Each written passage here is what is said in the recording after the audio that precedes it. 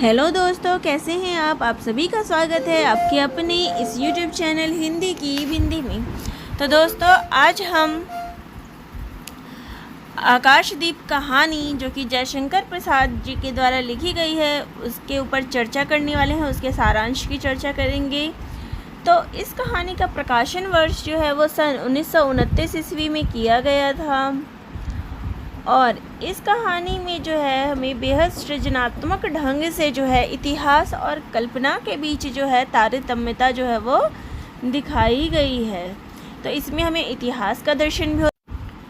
तो अब बात करते हैं कहानी के मुख्य पात्रों की। तो इस कहानी का जो मुख्य पात्र है वो है बुद्धगुप्त, जो कहानी का नायक है, बहादुर और एक वीर पुरुष है। चंपा को और खुद को मणिभद्र के चंगुल से जो है वो आज़ाद कराता है। चंपा कहानी की नायिका है, जलदस्यु की कैदी है और बुद्धगुप्त की प्रेमिका है। मणिभद्र, इस कहानी का जो खलनायक है वो है मणिभद्र, जिसने चंपा और बुद्धगुप्त को जो है वो बंदी बना रखा था। इसके अलावा एक पात्र जया है, जो जंगल में निवास करने वाली युवती है। तो कहानी की शुरुआत जो है वो कुछ इस प्रकार से होती है कि समुद्र में अब जो है पोत जा रहा होता है। एक बंदरगाह समुद्र में जो है अपने गंतव्य स्थान पर जा रहे पोत पर 2 बंदी और 10 नाविक और कुछ प्रहरी होते हैं एक पोत पे। और उसमें जो है आंधी तूफान आने की संभावना होती है। तो एक बंदी जो है वो दूसरे से पूछता है कि क्या तुम मुक्त होना चाहते हो? तो दूसरा पूछता है कि शस्त्र मिल जाएगा? तो एक बंदी अपने को स्वतंत्र करके दूसरे के बंधन खोलता है और खुशी के मारे जो है दूसरे को गले लगा लेता है। फिर उसे पता चलता है कि वह एक स्त्री है। वह आश्चर्य से चौंक जाता है और फिर पूछता है। तो पूछने पे वह जो स्त्री होती है वह अपना नाम चंपा बताती है और एक नाविक के शरीर से टकराकर वह उसका कृपाण जो है वो निकाल लेती है। उसी समय जो है भयंकर आंधी तूफान आता है। एक बंदी जो है पोत से जुड़ी नाव को जो है अलग कर लेता है। फिर दोनों बंदी जो है पोत के कुछ नाविक और उनका नायक जो होता है वो नाव पर आ जाते हैं और पोत जो है वो अपने अध्यक्ष मणिभद्र के साथ ही समुद्र में डूब जाता है। तो इधर ये जो बंदी लोग होते हैं वो दोनों वहाँ से भाग निकलते हैं। अपने साथ जो है कुछ नाविकों को भी ले लेते हैं, क्योंकि उन्हें तूफान की जो आशंका होती है उसको देख लेते हैं और भाग जाते हैं वहाँ से छोटी नाव लेके। लेकिन जो समुद्र का वो उस पोत का जो नायक होता है और इस कहानी में जो खलनायक है वो उसी पोत पे रह जाता है और समुद्र में डूब जाता है। प्रातः होने पर नायक देखता है कि जितने भी बंदी थे सभी मुक्त हो चुके थे। बंदी जो है उस बंदी का जो नाम होता है वो बुद्धगुप्त होता है, जो कि एक जलदस्यु है। नायक बुद्धगुप्त को बंदी बनाना चाहती है।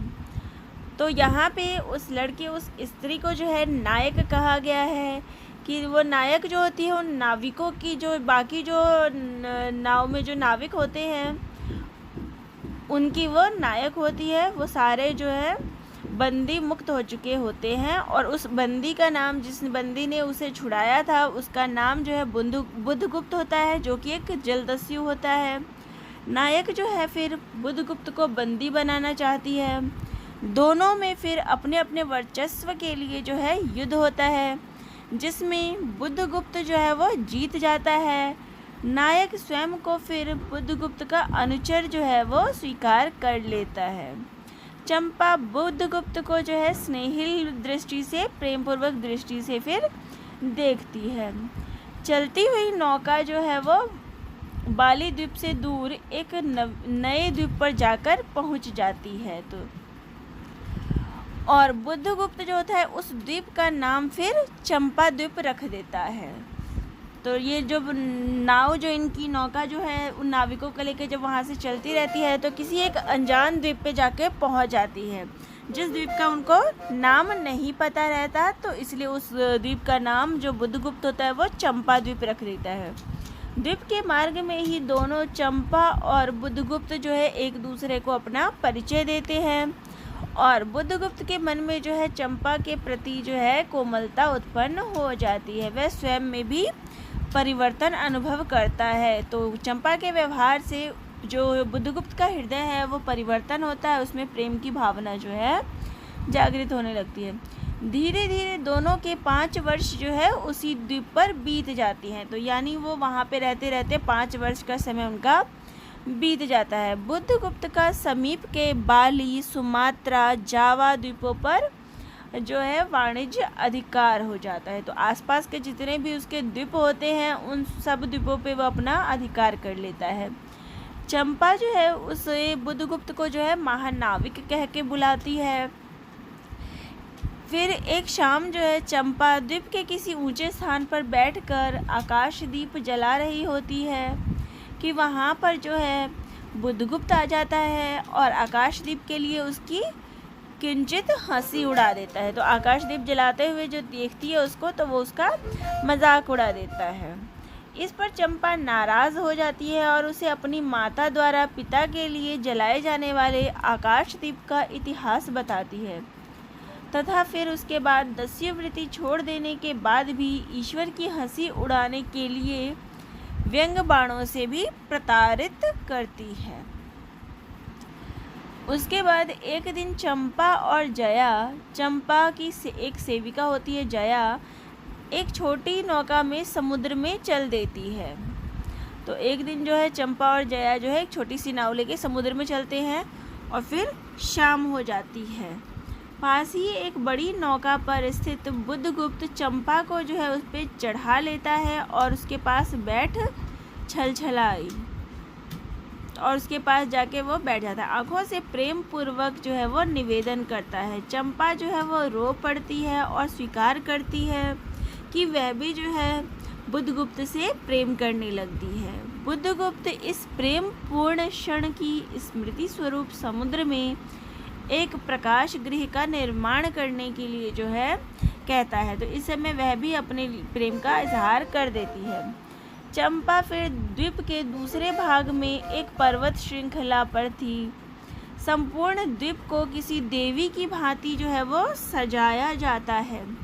पर्वत के ऊंचे शिखर पर एक दीप स्तंभ जो है वो बनवाया जाता है और उसी के समारोह में चंपा वही समारोह स्थल पर पालकी से जो है वो जा रही होती है। लेकिन बुद्धगुप्त से प्रेम करते हुए भी चंपा जो है यही मानती है कि बुद्धगुप्त जो है वो उसके पिता का हत्यारा है।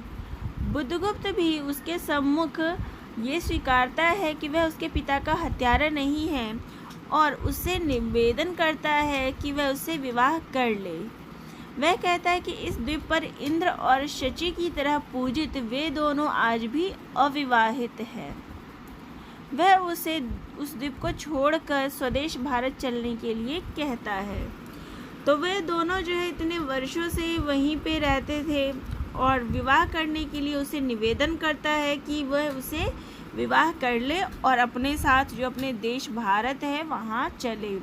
लेकिन चंपा जो है उसे मना कर देती है और कहती है कि वह अब वहीं रहेगी, उसी द्वीप पे रहेगी। बुद्धगुप्त कहता है कि वह यहाँ रहकर अपने हृदय पर अधिकार नहीं रख सकता। उसकी सांसों में जो है विकलती है। चंपा उससे इस द्वीप में रहकर आकाशदीप की तरह स्वयं जलने के लिए कहती है, लेकिन चंपा उसे यहीं रहने के लिए कहती है। एक दिन जो है बुद्धगुप्त अपनी नौका को लेकर जो है द्वीप छोड़ के फिर चला जाता है। जब चंपा मना कर देती है तो बुद्धगुप्त जो होता है वो द्वीप छोड़कर फिर चला जाता है। चंपा जो है उसकी आंखों में आंसू बहने लगते हैं।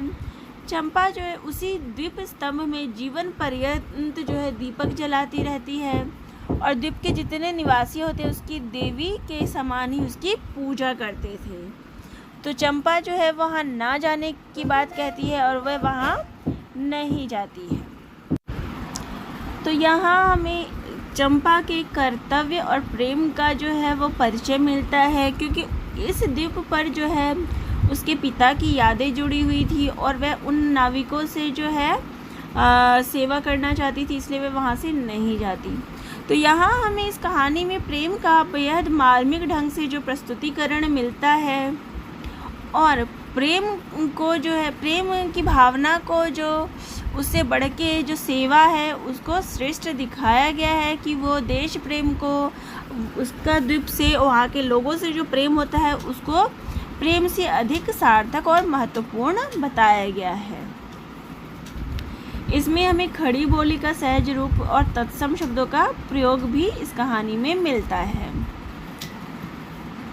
और इस कहानी के अगर उद्देश्य की बात करें तो इस कहानी के उद्देश्य यही है कि अपने स्वार्थ को त्यागना और कर्तव्य परायण रहना ही अपने जीवन का उद्देश्य समझना जो है ये कहानी सिखलाती है कि जो चंपा होती है अपने कर्तव्य से विमुख ना होकर अपने प्रेम का त्याग कर देती है और अपने कर्तव्य को जो है अधिक महत्व देती है। यही ये कहानी जो है हमें सिखलाती है। तो दोस्तों, आप सभी को ये कहानी कैसी लगी कमेंट बॉक्स में ज़रूर लिखिएगा। चैनल पे नए हैं तो चैनल को ज़रूर सब्सक्राइब करिएगा। तो दोस्तों, आप सभी का बहुत बहुत धन्यवाद।